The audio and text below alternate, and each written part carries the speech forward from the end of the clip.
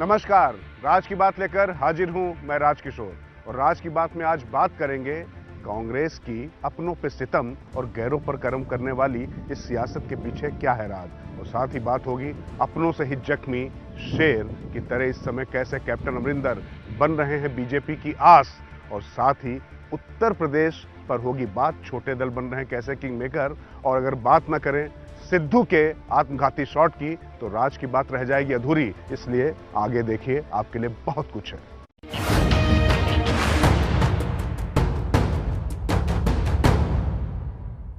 उत्तर प्रदेश विधानसभा 2022 के चुनाव के लिए यहां पर सियासी संग्राम में शह और मात का खेल हर सेकंड, हर मिनट, हर घंटे, बल्कि यूं कहें कि 24 घंटे चल रहा है। क्या बड़ा, क्या छोटा, क्या क्षेत्रीय, क्या राष्ट्रीय, ये सारे अंतर मिट चुके हैं। कुल मिलाकर सबका लक्ष्य है सत्ता को साधना। और खास बात है, सत्ता की इस म्यूजिकल चेयर की लड़ाई को छोटे दलों ने बेहद दिलचस्प बना दिया है। और इन छोटे दलों ने इसी पूरी चुनावी चकल्लस को एक तरीके से अपने पूरे औरे में ले लिया है।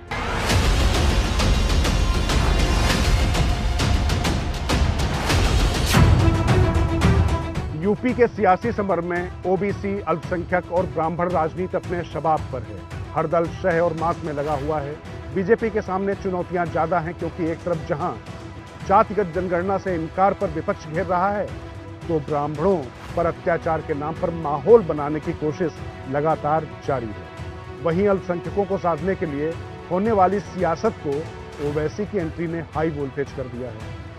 अब तो ऐसा हाल हो गया कि मैं फिर से कह रहा हूं कि मैं लैला हूं, ये पूरे मेरे मजनू बने हुए हैं। कुछ नया बताइए। अरे पूरे एक साथ मिलकर आ रहे हैं, फंस गई रजिया गुंडों में। इन्हीं हालात को देखते हुए बीजेपी या सपा का गठबंधन उन छोटे दलों से हो रहा है जिनका या तो आपने कभी नाम नहीं सुना होगा, या सुना भी होगा तो इतने दिनों बाद, 4.5 साल बाद उनकी याद आई होगी।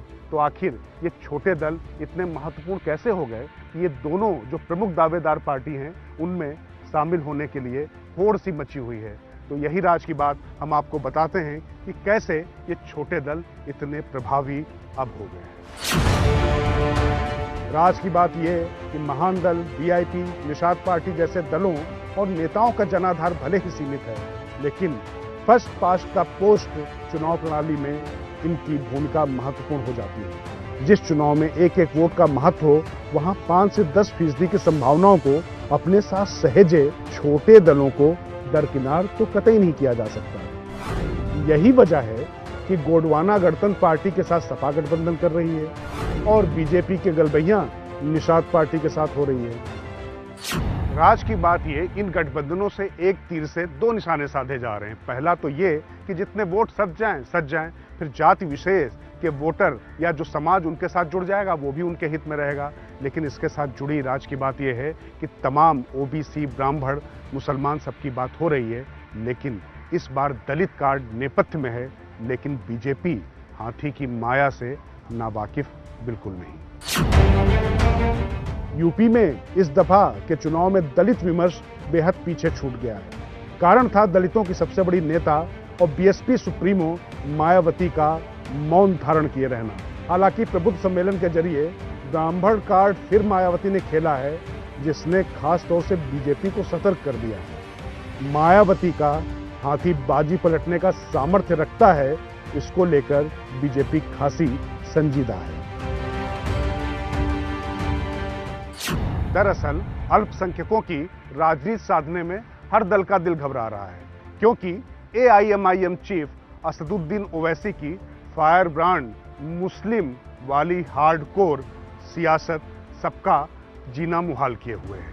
और आपको बता दें, शुरुआत में तो ऐसा माना जा रहा था कि ओवैसी सपा या कांग्रेस का मुस्लिम वोट काटेंगे, लेकिन पश्चिम बंगाल का ओवैसी फैक्टर बीजेपी को भी इत्मीनान से नहीं बैठने दे रहा है। दरअसल असदुद्दीन ओवैसी बंगाल में भी गए थे और परिणाम यह हुआ कि मुस्लिम समाज ने एकमुश्त वोट टीएमसी को कर दिया।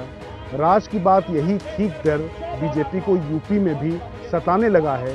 कहीं ऐसा ना हो सपा का वोट कटने के बजाय मुस्लिम समाज का एकमुश्त वोट समाजवादी पार्टी को ही चला जाए, या फिर जहां मायावती जीतती दिख रही हैं उधर ऐसी ही वोटर्स की लामबंदी से आशंकित बीजेपी बदलती सियासी परिस्थितियों के मद्देनजर काट तलाशने में लगी है।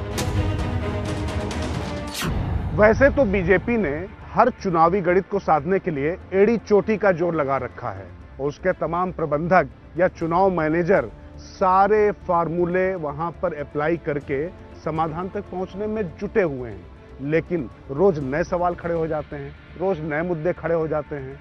ओबीसी को संतुष्ट किया जाए तो ब्राह्मणों की बात आ जाती है, ब्राह्मणों की बात आती है तो फिर कहीं दलितों की भी बात आ जाती है। इन सभी को समेटने की कोशिश जरूर की जा रही है, लेकिन अंत तक कौन इस चक्रव्यूह को घेरे रह पाता है, ये देखने वाली बात है।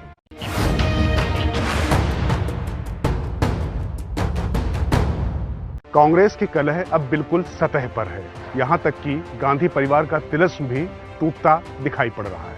पार्टी के वफादार भी अब शीर्ष नेतृत्व पर खुलकर प्रश्न उठा रहे हैं। स्थिति यह हो चुकी है, कांग्रेस को बाहर लड़ने से पहले अपने भीतर लड़ना पड़ रहा है। और आपको राज की बात हम बता दें, कांग्रेस नेतृत्व यानी गांधी परिवार की जो तिकड़ी है सोनिया, राहुल और प्रियंका की, उसने ये तय कर लिया है कि इस लड़ाई को मुकाम तक पहुंचाएगी। हाँ, मोदी और बीजेपी को हराने के लिए जो विपक्ष है उसमें फूट न पड़े, इसके लिए उनके साथ नरमी जरूर बढ़ती जाएगी। मतलब अपनों पर सितम, गैरों पर करम वाली ये सियासत आगे चलेगी। और क्या है इसके पीछे राज, इसी पर करते हैं बात।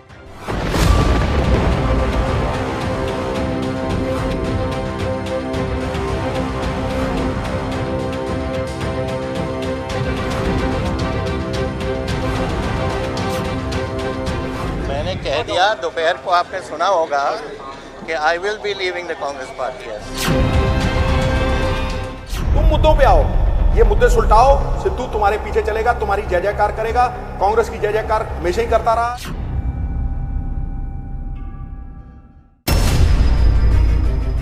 कांग्रेस में आए तूफान और गांधी परिवार की इससे निपटने की रणनीति के पीछे तस्वीर समझने से पहले थोड़ा अतीत पर नजर फिराना जरूरी है।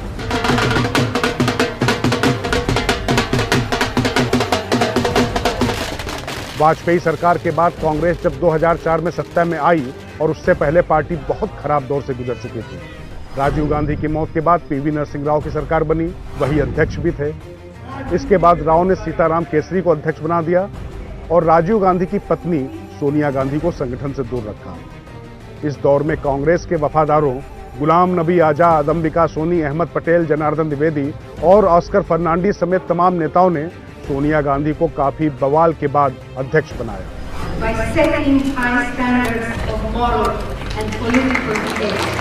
सोनिया कांग्रेस की अध्यक्ष तो बन गई थी, लेकिन आजादी के बाद का वह समय कांग्रेस के लिए काफी खराब दौर था।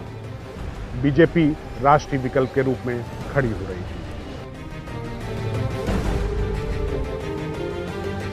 मगर 2004 में जब कांग्रेस अध्यक्ष सोनिया गांधी ने छोटे छोटे दलों के साथ मिलकर राष्ट्रीय जनतांत्रिक गठबंधन के सामने संयुक्त प्रगतिशील गठबंधन खड़ा कर दिया, तो न सिर्फ कांग्रेस का रुतबा वापस आया, बल्कि 2004 में संपर्क की सरकार भी बनी। इसी के साथ देश की सियासत में एक बार फिर से गांधी परिवार प्रथम परिवार के रूप में प्रतिस्थापित हो गया। लेकिन 2009 से राहुल गांधी का प्रभाव बढ़ने लगा। प्रभुत्व पार्टी में उनका जरूर बढ़ा, लेकिन राजनीति में उनकी हैसियत साफ तौर पर कम होती दिखाई पड़ रही है।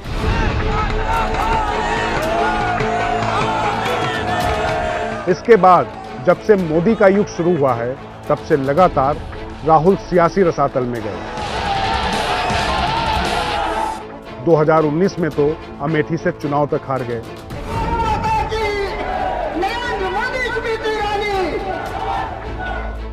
नेतृत्व कमजोर हुआ तो असंतोष के स्वर भी उठने लगे। पार्टी में पुराने लोगों की जगह नई टीम खड़ी करने की कोशिश कर रहे राहुल ने अध्यक्ष पद तो छोड़ा, लेकिन अपने काम में लगे रहे। अब जबकि कांग्रेस अपने सबसे खराब दौर से गुजर रही है, तो कांग्रेस के भीतर लोकतंत्र के साथ साथ नेतृत्व पर भी सवाल उठने लग गए हैं। राहुल गांधी तो सक्रिय राजनीति में थे और वही फैसले भी ले रहे थे सोनिया गांधी के बाद, लेकिन अब प्रियंका गांधी भी सक्रिय राजनीति में आ गई हैं।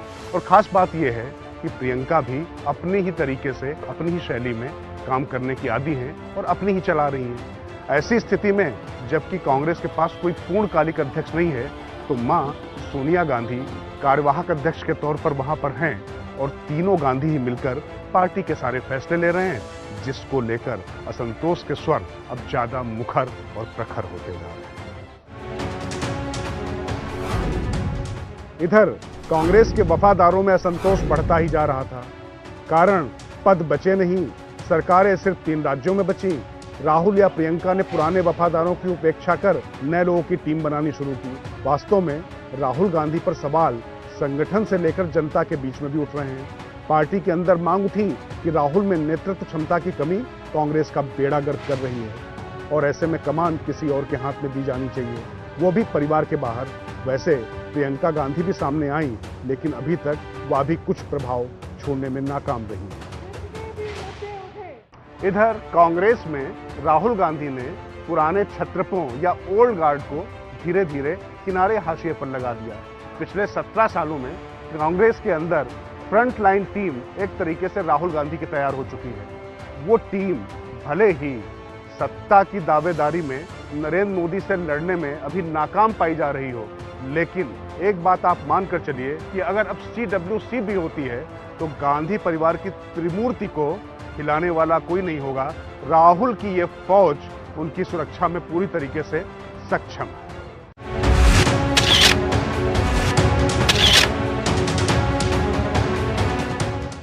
अब पंजाब में जिस तरह से प्रियंका गांधी ने नवजोत सिंह सिद्धू का फैसला लिया और अमरिंदर की विदाई, चन्नी की ताजपोशी जैसे प्रकरण हुए, तभी सिद्धू के इस्तीफे के बाद फिर कांग्रेस में बवाल मचा हुआ है। तुरंत कपिल सिब्बल खुलकर सामने आए और कांग्रेस नेतृत्व पर सवाल दागे। जवाब में उनके घर पर टीम राहुल का प्रदर्शन हो गया।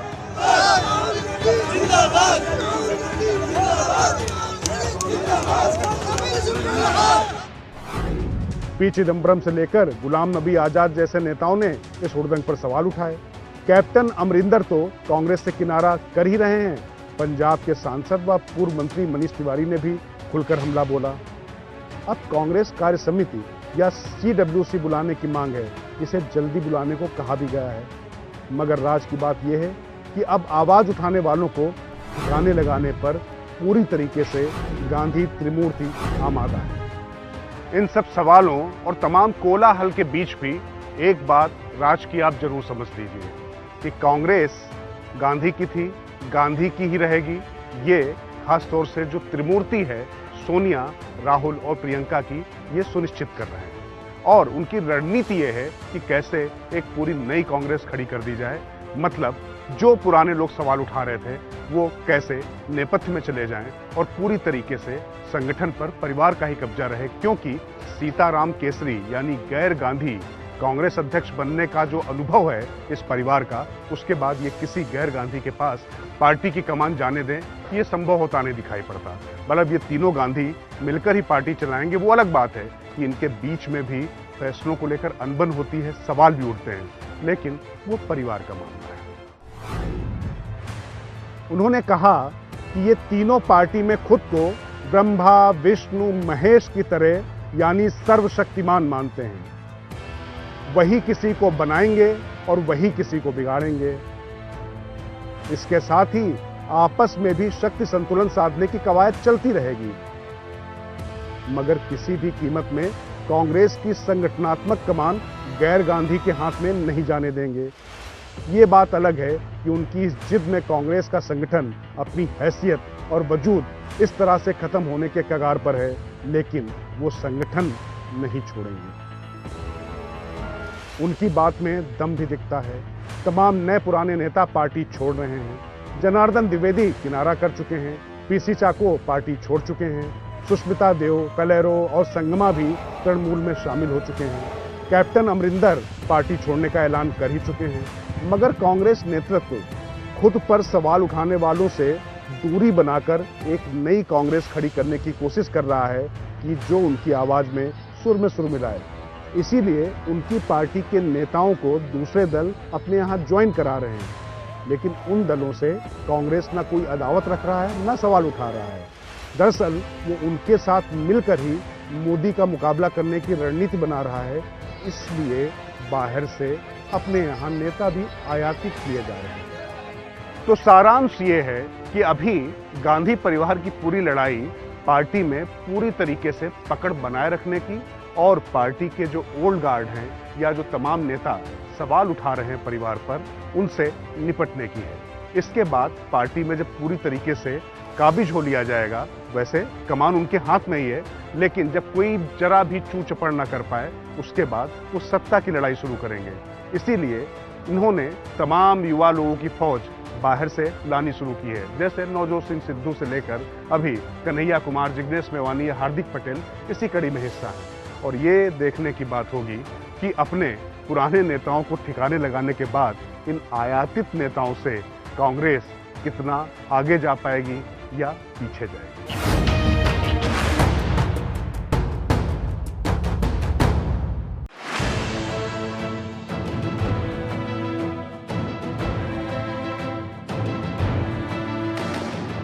राहुल गांधी के साथ शहीद आजम भगत सिंह की प्रतिमा पर पुष्पांजलि से लेकर कांग्रेस में प्रेस कॉन्फ्रेंस तक की तस्वीरों में जिस तरीके से कन्हैया कुमार की एंट्री हुई है, उसके बाद विश्लेषणों का दौर जारी है। सवाल ये उठ रहा है कि कन्हैया को ऐसा क्यों लगा जो लेफ्ट के लाल थे कि कांग्रेस के कायाकल्प की जरूरत है, और साथ ही कांग्रेस को कन्हैया में ऐसा कौन सा सियासी खेवनहार दिखाई पड़ रहा है कि उनको सिर आंखों में बैठा लिया। तो राज की बात में इन दोनों की सोच और आगे की रणनीति पर करते हैं बात। इस राज की बात को समझने के लिए आपको दिल्ली से लगभग 1000 किलोमीटर दूर पक रही सियासी खिचड़ी को करीब से देखना होगा। बस यूं समझिए कि उसी सियासी खिचड़ी में कन्हैया कुमार की एंट्री का एक तड़का है जो कांग्रेस को पोषण दे ना दे, लेकिन बिहार के सियासी स्वाद में चटकारे जरूर भर देगी। सो आते हैं अब सियासत के समीकरणों पर। ये बात तो जग जाहिर है कि कांग्रेस पार्टी और संगठन अपने सबसे बुरे दौर से गुजर रहा है। हालात ये है कि अब तो दल के साथ बड़े नेता हैं और ना ही परिवार के 3 लोगों के सिवा कोई नेता नहीं। एक हाईकमांड होती है, वो हाईकमांड इस वक्त तो वो श्रीमती सोनिया गांधी कांग्रेस की अध्यक्ष हैं मैं पिछले 21 साल से, और दूसरे लीडर हैं श्री राहुल गांधी और श्रीमती वड्रा। ये फैसला करते, ये हाईकमांड है। जो बचे हैं वो संभल नहीं रहे। ऐसे हालात में भविष्य की सियासी लड़ाई के लिए नया कैडर बनाने की तो बात ही क्या। लेकिन राज की बात यह है कि वर्तमान कांग्रेस का भले ही कितना भी चुनौतीपूर्ण हो, लेकिन भविष्य बुलंद हो, इसी इरादे के साथ कन्हैया कुमार की एंट्री कांग्रेस में कराई गई है। और ये पहला मौका नहीं है जब बाहर से युवाओं को कांग्रेस लेकर आ रही है। इसी कड़ी में हार्दिक पटेल भी गुजरात में आए, जिग्नेश मेवानी को भी साथ में लाया गया है और पंजाब में सिद्धू भी लाए गए थे। तो आखिर क्या है रणनीति कन्हैया कुमार के साथ, ये तो हम आपको बताएंगे ही बताएंगे, और ये भी बताएंगे कि इसके पीछे बिहार में किस तरीके के परिवर्तन के अपने सपने को पूरा करना चाहती है कांग्रेस। दरअसल पहली राज की बात यह है कि कन्हैया को कांग्रेस में लाने के पीछे दिमाग प्रशांत किशोर यानी पीके का है, और दूसरी राज की बात यह है कि कन्हैया के जरिए कांग्रेस बिहार में सियासी बहार लाने की कोशिश करेगी। दरअसल बिहार की सियासत में इस समय युवा चेहरे भले ही सत्ता में नहीं है, लेकिन सियासी पटल के केंद्र में बने हुए हैं। चाहे बात तेजस्वी यादव की हो या फिर चिराग पासवान की, लेकिन कांग्रेस के पास कोई अपना चेहरा अन्य राज्यों की तरह बिहार में भी नहीं था। ऐसे में कन्हैया की एंट्री से युवाओं की राजनीति में कांग्रेस को एक बड़ा चर्चित चेहरा मिल गया। चूंकि कन्हैया मीडिया में छाए रहते हैं, मुखर होकर बोलते हैं, लिहाजा उनकी कांग्रेस सदस्य के तौर पर बिहार में मौजूदगी मृतप्राय दल में जान निश्चित ही फूकेगी। इस मामले में एक दूसरा फैक्टर भी है जो काफी महत्वपूर्ण है, क्योंकि कोई भी दल हो वो पिछड़ों, मुसलमानों या दलितों को आगे लाने में लगा हुआ है। यही प्रोजेक्शन की कोशिश है, लेकिन अगड़ों को लेकर कोई भी सोच किसी की स्पष्ट नहीं दिखाई पड़ रही है। तो कांग्रेस ने कन्हैया कुमार के जरिए, जो कि भूमिहार समाज से आते हैं, अगड़ों के बीच में भी पैठ बनाने की कोशिश की है।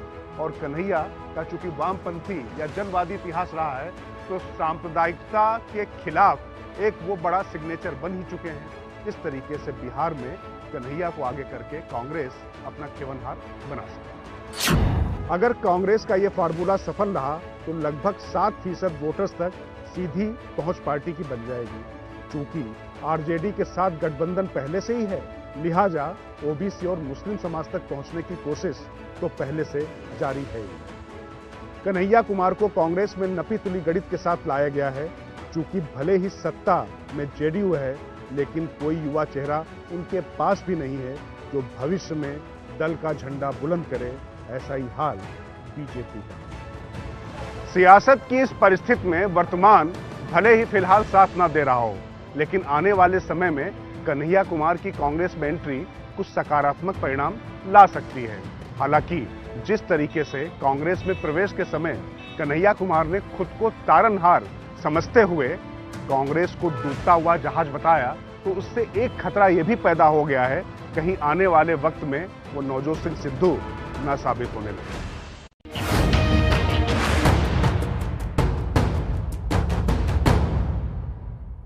तो राज की बात में आज इतना ही। अब मुझे दीजिए इजाजत। अगले हफ्ते रविवार रात 8 बजे फिर होगी आपसे मुलाकात। तब तक देखते रहिए एबीपी न्यूज। आपको रखे आगे।